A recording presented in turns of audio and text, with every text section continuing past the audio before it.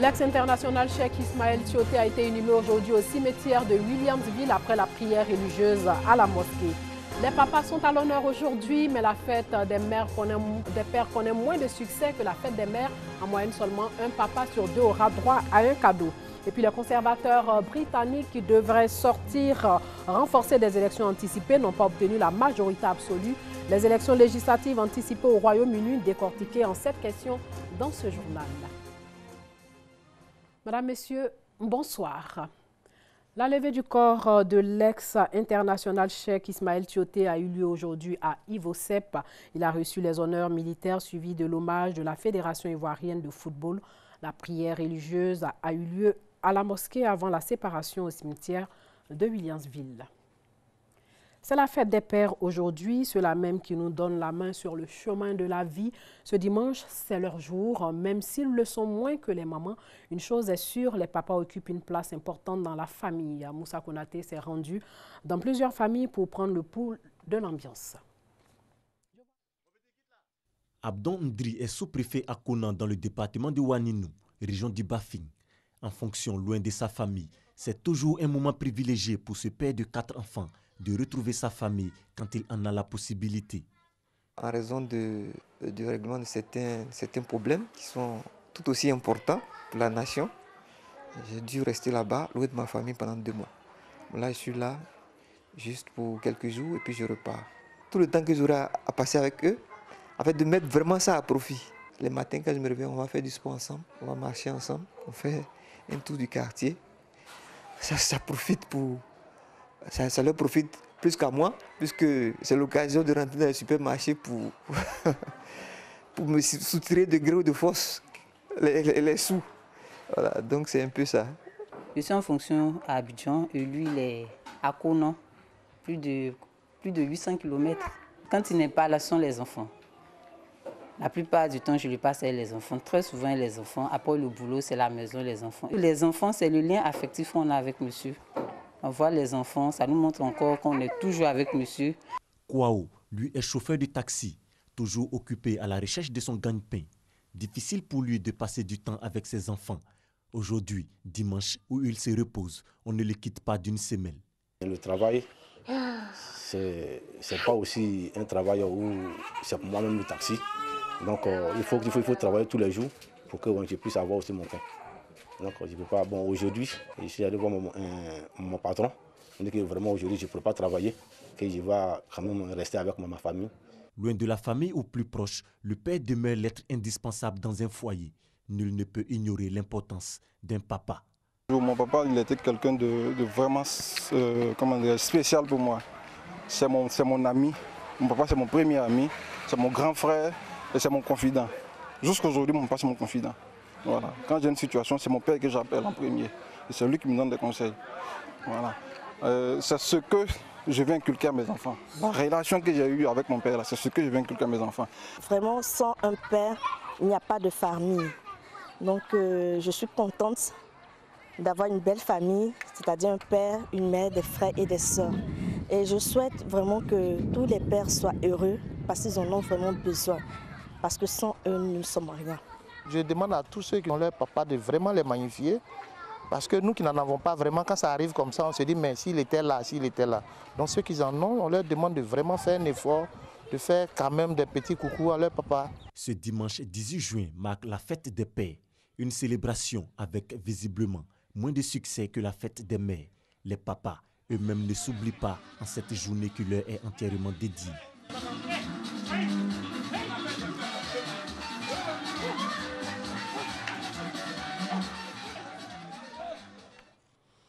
Merci Moussa Konaté. Elles sont les dernières à se coucher et les premières à se lever. En tout cas, c'est ce qui se passe dans plusieurs familles où les travailleuses domestiques offrent leurs services. Certaines subissent même des maltraitances. Côté salaire, elles ne sont pas mieux loties. Franck Quadio s'est penché sur les difficultés que rencontrent les travailleuses domestiques. Elles sont à la tâche de façon quotidienne. Dans nos domiciles, on les appelle aussi servantes et avec elles, souvent du personnel de maison, tels les jardiniers, les gouvernantes, leur corps de métier a une dénomination. ce sont les travailleurs domestiques. Leur lot quotidien, le plus souvent, fait de frustration. Je ne mangeais pas. Quand j'ai fini son travail, ça s'arrête là, son enfant ou rien. Les injures, les maltraitances, souvent, si tu n'as pas de niveau, que tu ne connais pas ton travail, au lieu de te faire asseoir pour te parler, vont te frustrer, même avoir des coups de gifle, vraiment. Les travailleurs domestiques, pourtant reconnus par l'Organisation internationale du travail à travers la Convention 189 de Rome en 2011, pas encore ratifiée par la Côte d'Ivoire. La Convention 189 est la convention relative au travail domestique. Et il faut effectivement créer un cadre décent au niveau de ce travail.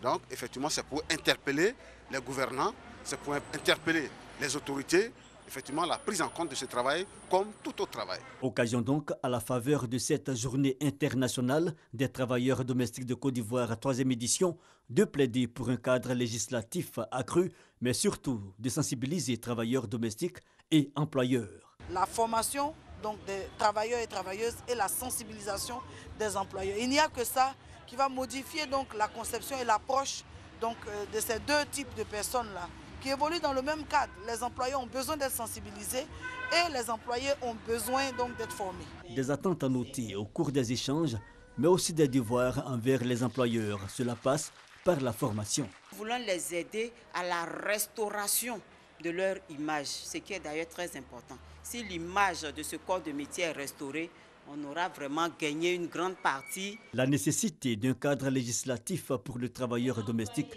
n'a pas occulté de relever les actions gouvernementales en faveur du secteur. Relèvement du SMIC, par exemple, passé de 30 607 francs CFA à 60 000 francs CFA. Le SMIC est appliqué, seulement que c'est la sensibilisation qui fait défaut. Parce que quand tu me payes à 25 000, je mange chez toi, je dors, j'utilise l'eau, l'électricité, j'ai des petits bobos, tu prends soin de moi. Quand on totalise tout cela, on se retrouve même des fois à 90 000. Le patron, effectivement, malgré sa bonne volonté, est aussi confronté au problème que lui-même, son salaire ne lui permet pas de payer son personnel domestique à hauteur de 60 000. Les travailleurs domestiques ont décidé à organiser leur milieu. Objectif, être considérés comme membres d'un secteur d'activité porteur et bénéficier ainsi d'une couverture sociale adéquate. Le périmètre du marché de gros de la ville de Bouaké dans le centre du pays a été défini. Cette disposition réglementaire va permettre de lutter contre l'anarchie et les achats informels. Les producteurs et commerçants du vivrier et de l'agroalimentaire dans un rayon de 50 km de Bouaké ont obligation de livrer leurs marchandises au marché de gros. Le reportage de Hassan Khan et Charles Tatou. Producteurs agricoles, commerçants du vivrier et de l'agroalimentaire exerçant dans un rayon de 50 km de Bouaké ont désormais obligation de livrer leurs marchandises au marché de gros de la commune. Cette disposition réglementaire a été prise par les responsables du marché de gros. Objectif, lutter contre l'anarchie et les achats informels. Pour ce faire, un dispositif de sécurisation du périmètre de ce marché a été mis en place. Le lancement officiel de ce dispositif sécuritaire a eu lieu au corridor nord de Bouaké à travers une simulation de contrôle. Donc nous avons lancé un appel à tous les acteurs pour que ce dispositif-là soit respecté. Depuis plusieurs années, nous avons trouvé des solutions pour mettre le périmètre de protection en application. Si ça s'avère qu'aujourd'hui, avec le préfet de région, qui a toujours défendu la cause de la population de Bouaké, aujourd'hui qui vient pour le lancement, je pense que c'est un acquis. Nous sommes là pour essayer d'appliquer le périmètre de protection, pour protéger ce marché de gros. Aujourd'hui, nous sommes en phase d'obtenir pratiquement 22 milliards pour le marché de gros de Bouaké. Le maire de Bouaké, ex-président du conseil d'administration du marché de gros, a encouragé les nouveaux responsables pour la bonne marche de ce forum commercial qui, selon lui, contribue à l'essor de sa commune. Le marché de gros de Bouaké est un espace économique sous-régional de commercialisation du vivrier et de l'agroalimentaire. Il a été inauguré en avril 1998. Sachez que les religieux organisent une semaine de prière pour la réussite des 8e Jeux de la francophonie qui se tiendront ici même à Abidjan du 21 au 30 juillet prochain. Ils sont réunis au sein du Forum des confessions religieuses. Et puis deuxième tour des élections législatives aujourd'hui en France, le taux de participation au second tour des élections législatives en métropole atteignait 35,33% à 17h selon le ministère de l'Intérieur, en baisse par rapport au premier tour dimanche dernier à la même heure, 40,75% et en recul de plus de 11 points par rapport au second tour à la même heure en 2012. Au Royaume-Uni, les conservateurs britanniques devraient sortir renforcer des élections anticipées, mais le parti de Theresa May n'a pas de majorité absolue. Les travaillistes ont étendu de plus de 30 sièges leur représentation au Parlement, alors que devraient s'ouvrir demain 19 juin les négociations en vue du Brexit. Mais ils sont très affaiblis de ces élections qu'elle avait convoquées. Pourquoi cet échec du Parti conservateur? C'est ce que nous essayerons de comprendre. Quelles sont les causes de l'échec de Theresa May? Pour beaucoup, la principale cause est la mauvaise campagne de Theresa May.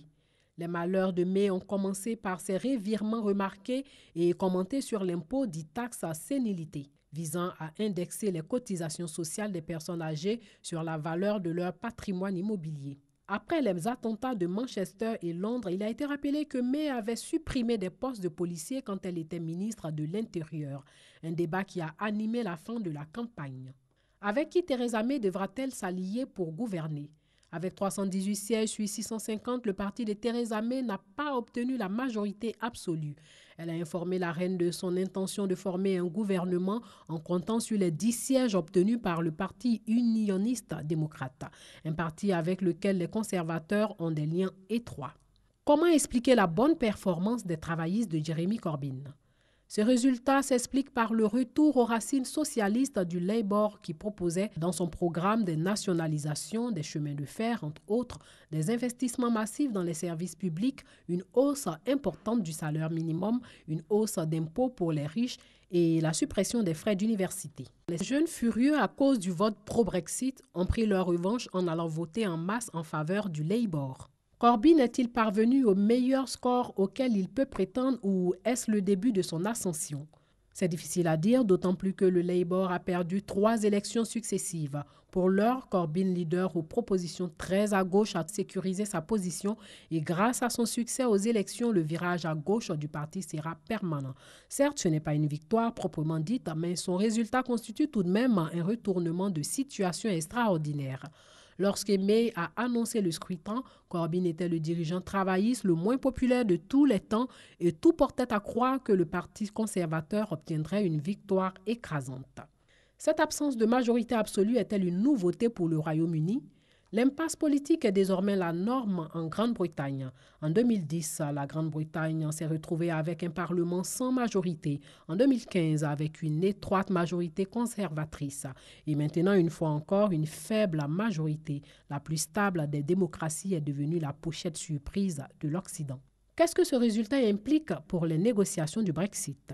Pour gouverner, Theresa May entend former un gouvernement minoritaire avec le soutien du parti nord-irlandais DUP. Arlene Foster, qui le dirige, s'est opposée dans le passé à l'idée d'un Brexit dur et entend éviter le retour d'une frontière dure avec l'Irlande. Quelles sont les conséquences pour l'Écosse? Si Theresa May est la perdante numéro 1 de ces élections, Nicola Sturgeon, Premier ministre de l'Écosse, est la perdante numéro 2.